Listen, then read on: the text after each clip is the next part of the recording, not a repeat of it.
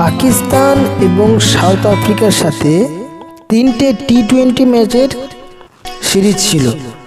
প্রথম ম্যাচে south Africa toss জিতেছিল, জিতে ব্যাটিং নিয়েছিল।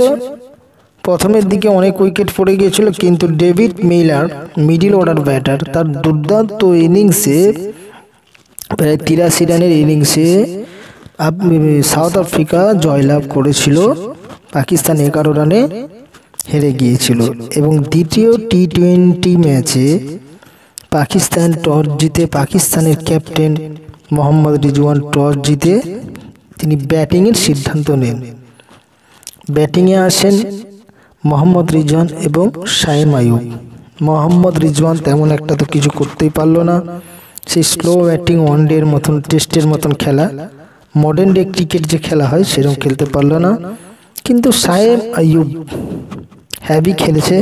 আফসোস বেচারা 98 রানে আউট হয়ে গেল, সেঞ্চুরি করতে পারলো না। লাস্ট অবধি খেলে গেল 20 ওভার, কিন্তু আদার এন্ডে রয়েছিল, ব্যাটিংয়ের সুযোগ পেল না, খেলে গেল। এবং পরপর সবাই আউট হয়ে গেল। হ্যাঁ, আরেকজন ইরফান খান নিয়াজি মিডল অর্ডার ব্যাটার, সে লাস্টে 16 বলে 32 রান করে পাকিস্তানকে একটা ন্যায্য মতো স্কোরে পৌঁছে দিয়েছিল, 206 রান।